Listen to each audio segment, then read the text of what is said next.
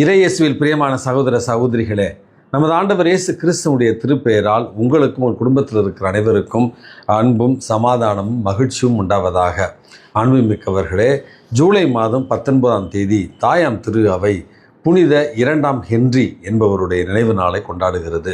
இந்த புனிதரானவர் பிறந்தது ஜெர்மனி தேசத்தில் பவேரியா என்கிற ஒரு பகுதியினுடைய அரசராகவும் பிறகு ரோம் நகரத்தினுடைய அரசராகவும் இருந்தார் என்று தான் இவருடைய வாழ்க்கை வரலாற்றில் நம்ம வாசிக்கிறோம். பிள்ளை பேர் இல்லாத குடும்பங்களுடைய பாதுகாவலராகவும் இவர் அறியப்படுகிறார்.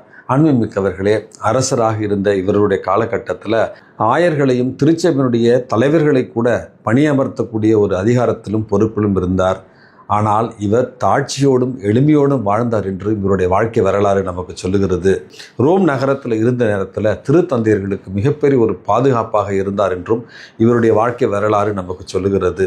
இவருடைய ஆட்சி பொறுப்பின் காலத்தில் பல்வேறு துறவு மடங்களை ஏற்படுத்தினார் மற்றும் பேராலயங்களை கட்டி எழுப்பினார். ஏழை எளியவர்களுக்கான மருத்துவ உதவிகளை செய்தார் என்றும் இவருடைய வாழ்க்கை வரலாறுல நம்ம வாசிக்கிறோம்.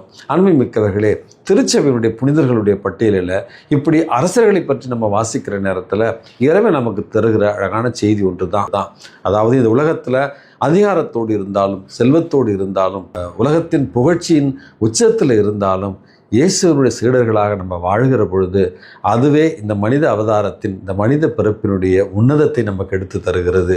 இறைவன் நமக்கு தருகிற ஆசீர்வாதங்கள், இறைவன் நமக்கு தருகிற அதிகாரங்கள், இறைவன் நமக்கு தருகிற பொறுப்புகள் அனைத்துமே நம்மை நாமே ஒரு புனிதத்துவத்தில் வளர்த்தெடுப்பதற்காகவும் நிலைவாழ்வை பெற்றுக்கொள்வதற்காகவுமே தவிர உலகத்தின் செல்வம் நம்முடைய பெயரையும் நம்முடைய பெருமையும் பறைசாற்றி கொள்ள அல்ல. மாறாக இறை சித்தத்தை நிறைவேற்றி ஆண்டவர் திருமுன்னிலையில் நேர்மையாளர்களாக வாழ்ந்திடத்தான் இவருடைய வாழ்வு நமக்கு அழைப்பு விடுக்கிறது. அன்புமிக்கவர்களே, இன்றைக்கு நமக்கு கொடுக்கப்பட்டிருக்கிற நற்செய்தி வாசகம் மத்திய நற்செய்தியிலிருந்து தான் கொடுக்கப்பட்டிருக்கிறது. இறையரசினுடைய அறிவுரைகளாகவும் சீடத்துவத்திற்கான அறிவுரைகளாகவும் தான் இன்றைக்கு நம்ம இந்த வாசகத்தை வாசிக்கிறோம். இதனுடைய முதல் பகுதியில் நமது ஆண்டவர் இயேசு கிறிஸ்து ஒரு முரண்பட்ட கருத்தை சொல்லுகிறார். இதை வாசிக்கிற நேரத்தில் எல்லார் மனசுலையும் ஐயோ, இயேசு போதித்ததற்கும் இன்னைக்கு அவர் சொல்வதற்கும் இவ்வளவு பெரிய வித்தியாசம் இருக்கிறதே அப்படி என்று கொஞ்சம் குழம்புவார்கள். அதாவது, அமைதியை ஏற்படுத்த வந்தேன் என்று நினைக்கின்றீர்களா? நான் வாளை கொண்டு வந்திருக்கிறேன் அப்படி என்று ஒவ்வொரு குடும்பத்திலும் இயேசுவின் பொருட்டு பிளவுகள் ஏற்படும் அப்படி என்பதை முதல் செய்தியாக சொல்லுகிறார்.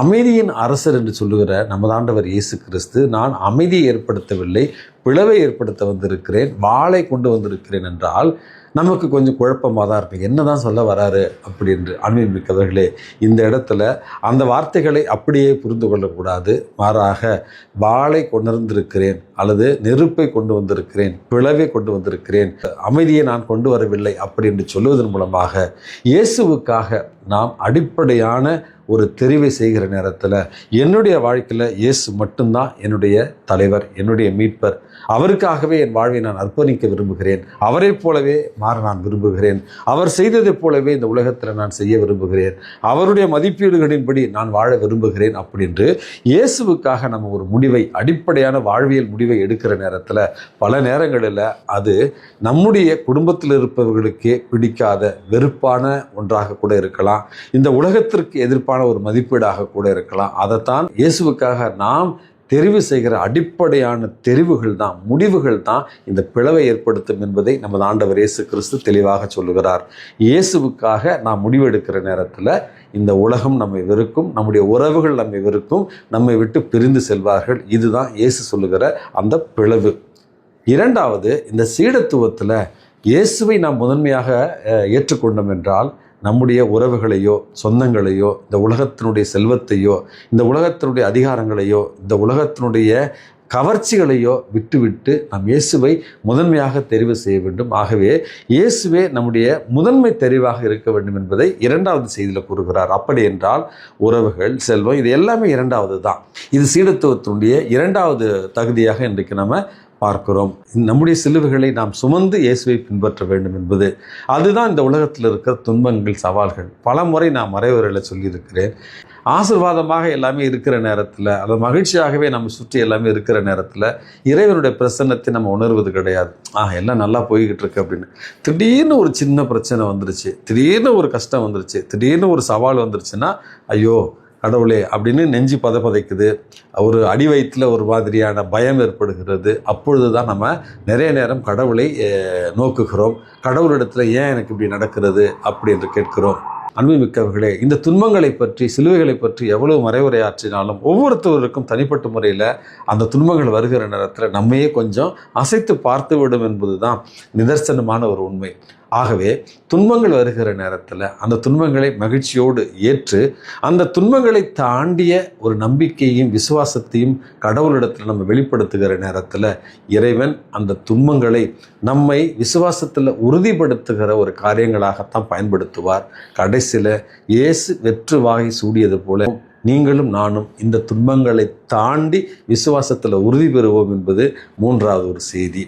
கடைசியில் சீடத்துவத்தினுடைய ஒரு நான்காவது செய்தியாக, சின்ன சிறிய என் சகோதர சகோதரிகளுக்கு ஒரு கிண்ணம் நீரையாவது கொடுக்கிற நேரத்தில் அதை நீங்கள் எனக்காக செய்கிறீர்கள் என்பதை நமது ஆண்டவர் இயேசு கிறிஸ்து பிறர் அன்பு பணிகள் தான் சீடத்துவத்தினுடைய அடிப்படையாக இருக்கிறது. அதுவும் சமுதாயத்தில் சின்ன சிறியவர்களாக இருப்பவர்கள், குரலற்றவர்களாக இருப்பவர்கள், ஆதரவற்றவர்களாக இருப்பவர்கள், சமுதாயத்தின் விளிம்பு நிலையில் இருப்பவர்கள், பிறருடைய உதவியை நாடி இருக்கிற அவர்களுக்குத்தான் சின்ன சிறியவர்களாக சமுதாயத்தில் இருக்கிறார்கள்.